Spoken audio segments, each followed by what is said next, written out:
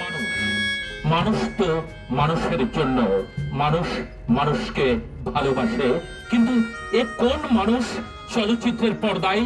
এ মানুষকে আপনাকে দেখতে হলে মণিহার প্রেক্ষাগৃহে জানাচ্ছি সাদর আমন্ত্রণ।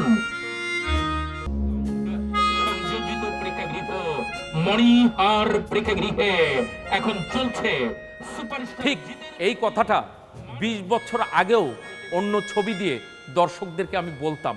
তখন আমার এই মণিহারের এই ভয়েস শোনার সাথে সাথে অন্তত ছেলে পেলে গুঁড়োগাড়া আমার সিনেমা হলের পাবলিসিটির গাড়ির পেছন পেছন দৌড়তো একটা হ্যান্ডবিল পোস্টারের জন্য।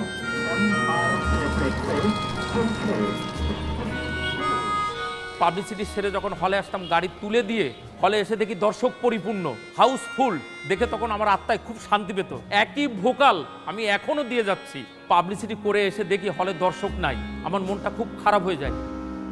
আজ থেকে 41 বছর আগে মণিহার সিনেমা হল যখন স্টার্ট হয়, তার ঠিক 3 দিন আগে আমি যখন প্রচারের উদ্দেশ্যে মণিহার সিনেমা হলের গাড়িতে যশোর শহরে বেরোলাম, রাস্তা দিয়ে যাওয়ার সময় যতদূর মাইকের শব্দ গেছে, হাজার হাজার লোক রাস্তার 2 সাইডে দাঁড়িয়ে করতালি দিয়ে অভিনন্দন জানাইছে যে মণিহার সিনেমা হল চালু হচ্ছে।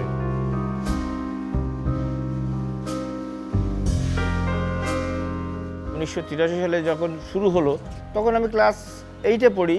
তখনই আর কি জনি ভাই মণিহার হল এশিয়ার মধ্যে বিখ্যাত 2য় স্থান অধিকার করছে, এই কথাটা যখন শুনতে পাই তখন মনের মধ্যে কৌতূহল সৃষ্টি হয়। যখন শুনলাম যে ঈদে মুক্তি পাবে আর কি জনি বইটা, তখন আমরা বন্ধুবান্ধব মিলে একদম ফার্স্ট শোতেই দেখলাম, মারামারি করে প্রায় 11টা টিকিট কাটলাম, কেটে হলে আসলাম, বইটা দেখলাম। ওই সময় বই আসলে খুব দুর্দান্ত ছিল।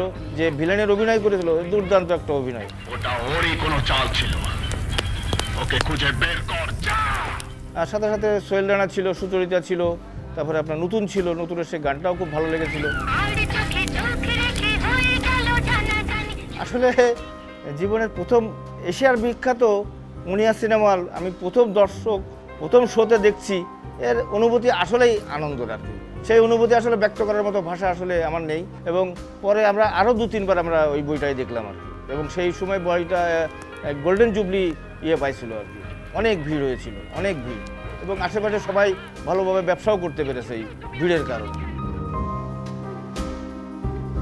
সেদিন সকাল থেকেই টিকিট কাউন্টার খোলার আগেই কয়েক হাজার লোকের সমাগম, যে একটা শোর দর্শক ভিতরে ঢুকলে আরও হয়তো 3-4 শোয়ের দর্শক বাইরে অপেক্ষমান। যেদিন উদ্বোধন সেদিন আমি নিজে বেড়াতে আসছি, এখানে বেড়াতে আসছি মানে ছবি দেখতে আসছি। ভিতরে এত লোক, এত ভিড় যে নিজেই নিজের জায়গা খুঁজে পাচ্ছি না। 2টা পর্দা যখন খুলে দর্শকদের যে করতালি, যে আনন্দ এবং নিজেদের মধ্যে যে ফিলিংসটা, এটা আসলে অন্যরকম, এটা আসলে বোঝানো যায় না। সেই সময় এই ধরনের পর্দা বাংলাদেশে আসলে কেউ করে নাই বা ছিল না। প্রতিটা শো আমাদের ওই দিন ফুল ছিল, সারাদিন আমরা ছিলাম। আসলে তো জীবনের প্রথম বই এবং মানে এশিয়ার 2য় হল, বৃহত্তম মানে মণিহার সিনেমা হল, বড় পর্দায় দেখছি, সে এক মানে আলাদা অনুভূতি আর কি। মনে হচ্ছে না যেন কি যেন আমি এখানে ঢুকে পড়েছি। তখনকার সাউন্ড সিস্টেম ছিল খুব দুর্দান্ত। ওই সময় তখনকার সাউন্ড ছিল ডলবাই ডিজিটাল সাউন্ড ছিল। England, America, Japan, China, Thailand সহ বিভিন্ন দেশের লোক অনেকেই এসছে মণিহার সিনেমা হল পরিদর্শন করার জন্য। বাংলাদেশের বিভিন্ন এলাকা থেকে যখন লোক যশোরে ঢোকে বা যশোরে কারোর বাসায় বা কারোর কাছে আসার চেষ্টা করে, তখন আগেই জিজ্ঞেস করে যে মণিহার থেকে কত দূর বা মণিহার থেকে কোন এলাকার বাসে চড়তে হবে।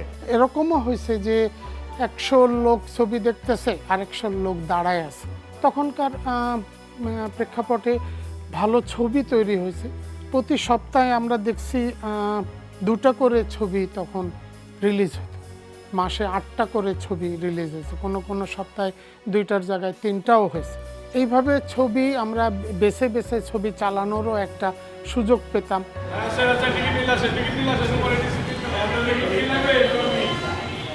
আমি প্রথমে আমার জীবনে প্রথম ছবি দেখছি মণিহার প্রেক্ষাগৃহে, জনি ছবি।